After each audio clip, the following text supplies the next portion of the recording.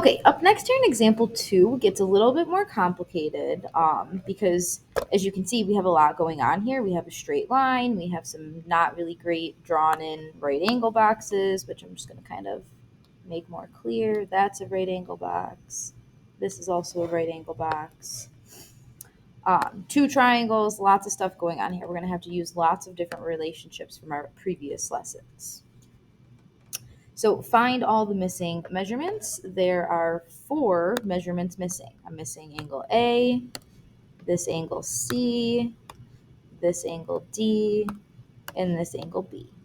So first things first, I'm just starting by highlighting everything so I can color code so I don't miss any angles and so I know that I have everything.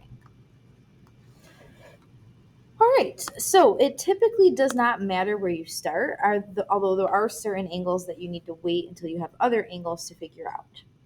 In this example, you can either start by finding angle A or angle B, but you cannot start by finding angle C or D. We don't have enough information of those. So I'm going to start with angle A first. Angle A. And again, I'm just organizing my work here. So looking at angle A, looking at what's around angle A, I can see that angle A is inside of a triangle, which would help me if I knew what the other 2 degrees were, but I only know one of them, so I can't use that information. But I do see this 129 right next to it. And I can see that that 129 plus my angle A, if I make that angle marking, that makes a half circle, which is actually 180 degrees right here. So we know that this angle A is supplementary. Remember one of those key angle relationships from last lesson are supplementary with the 129. We know that supplementary means add to 180 degrees. Oh, I didn't need to rewrite the first. Duh. So the measure of angle A is going to be equal to 180 minus that 129. Giving us the measure of angle A to be 51 degrees. And I'm going to go right in this diagram here and I'm going to label this 51 so I have it and I can now use that to find some other information.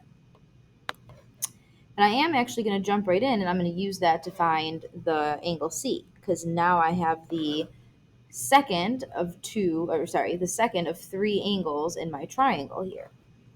So second, I'm finding angle C, which I know triangles, angles add to 180 degrees. So I know that the measure of angle C, because angle C is part of this triangle here that I'm going to highlight in yellow. See that yellow triangle? CA, which we know is 51, and the 58 are all part of that triangle.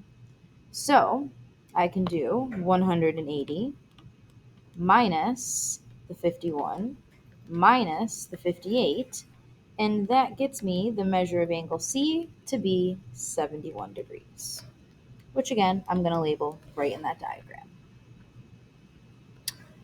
Okay, up next, we're going to go to angle B, because I do not have enough information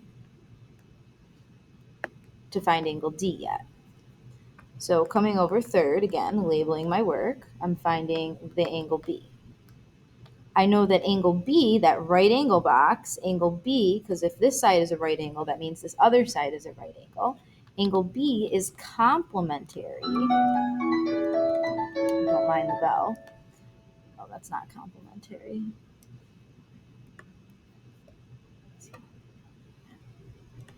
Complementary with the 58 degrees. Complementary, we know, means that they need to add to 90 degrees. So if I take the 90 minus the 58, that gives me the measure of angle B to be 32 degrees. Okay, last but not least, we have a second triangle here. We know that this right angle box tells me this is 90, and now that I know my purple angle, I can find that measure of angle D. So we know that angle D is part of the triangles, and those triangles' angles are going to add to 180 degrees, just like we used previously.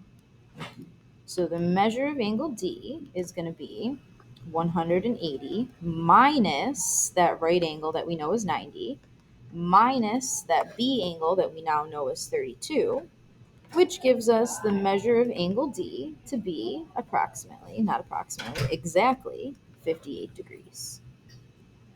So this is the most complicated type of problem you're going to see, where you have to use all those different rules and relationships that we've learned in the past to kind of put that together and figure out the missing pieces. I do just want to point out how I marked up and highlighted my diagram to make it a lot easier. That's going to be very important for you to make sure that you're understanding what's going on.